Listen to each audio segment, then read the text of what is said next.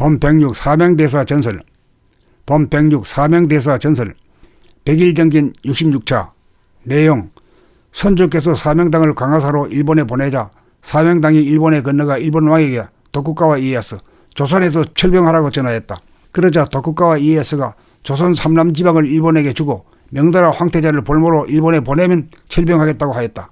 사명당이 천만부동한 말을 말라고 하자 도쿠가와 이에야스가 크게 노하여 사명당을 눈이 쌓인 산중에 가두고 사흘 동안 굶겼다. 그 뒤 부하에게 사명당의 동정을 물어보니 다른 곳에는 눈이 쏟아지는데도 사명당이 앉은 자리는 눈도 내리지 않고 봄날처럼 따뜻하다고 전하였다.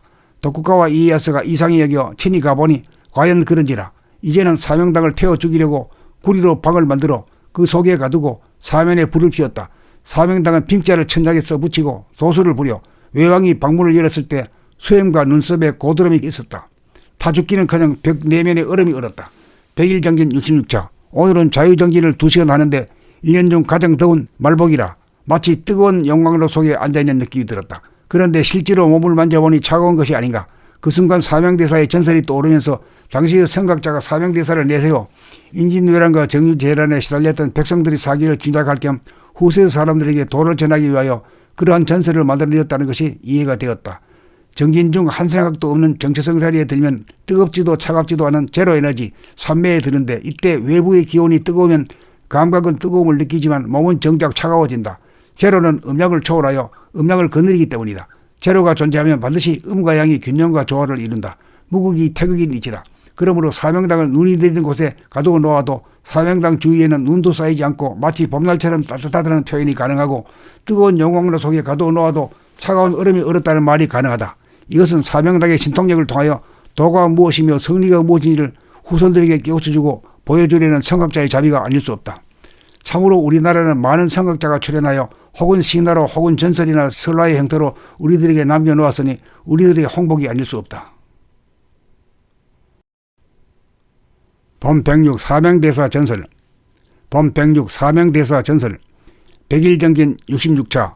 내용: 선조께서 사명당을 강화사로 일본에 보내자 사명당이 일본에 건너가 일본 왕에게 도쿠가와 이에야스, 조선에서 철병하라고 전하였다.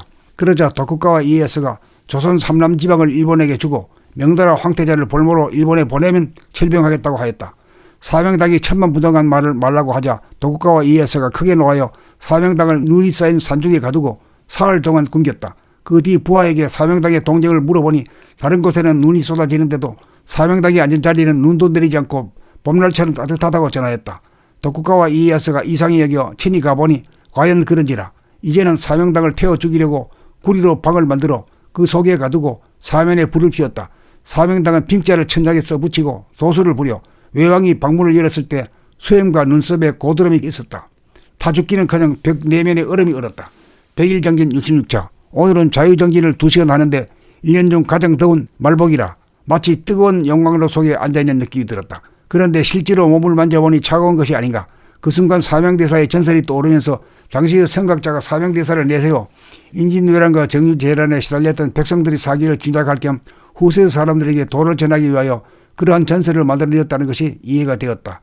정진 중 한 생각도 없는 정체성 자리에 들면 뜨겁지도 차갑지도 않은 제로에너지 산매에 드는데, 이때 외부의 기온이 뜨거우면 감각은 뜨거움을 느끼지만 몸은 정작 차가워진다.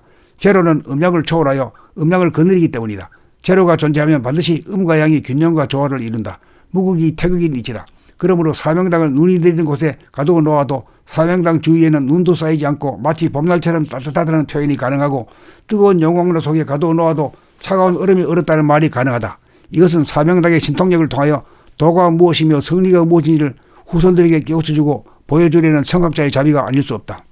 참으로 우리나라는 많은 선각자가 출연하여 혹은 신화로 혹은 전설이나 설화의 형태로 우리들에게 남겨놓았으니 우리들의 홍복이 아닐 수 없다. 본 106 사명대사 전설. 본 106 사명대사 전설. 100일 정진 66차. 내용: 선조께서 사명당을 강화사로 일본에 보내자 사명당이 일본에 건너가 일본 왕에게 도쿠가와 이에야스, 조선에서 철병하라고 전하였다. 그러자 도쿠가와 이에야스가 조선 삼남 지방을 일본에게 주고 명나라 황태자를 볼모로 일본에 보내면 철병하겠다고 하였다. 사명당이 천만부동한 말을 말라고 하자 도쿠가와 이에야스가 크게 노하여 사명당을 눈이 쌓인 산중에 가두고 사흘 동안 굶겼다. 그 뒤 부하에게 사명당의 동정을 물어보니 다른 곳에는 눈이 쏟아지는데도 사명당이 앉은 자리는 눈도 내리지 않고 봄날처럼 따뜻하다고 전하였다. 독국가와 이에야스가 이상히 여겨 친히 가보니 과연 그런지라. 이제는 사명당을 태워 죽이려고 구리로 방을 만들어 그 속에 가두고 사면에 불을 피웠다. 사명당은 빙자를 천장에 써붙이고 도수를 부려 외왕이 방문을 열었을 때 수염과 눈썹에 고드름이 있었다. 타 죽기는커녕 벽 내면에 얼음이 얼었다. 100일 정진 66차. 오늘은 자유정진을 2시간 하는데 1년 중 가장 더운 말복이라 마치 뜨거운 용광로 속에 앉아있는 느낌이 들었다. 그런데 실제로 몸을 만져보니 차가운 것이 아닌가. 그 순간 사명대사의 전설이 떠오르면서 당시의 선각자가 사명대사를 내세워 인진왜란과 정유재란에 시달렸던 백성들의 사기를 짐작할 겸 후세 사람들에게 도를 전하기 위하여 그러한 전설을 만들어냈다는 것이 이해가 되었다.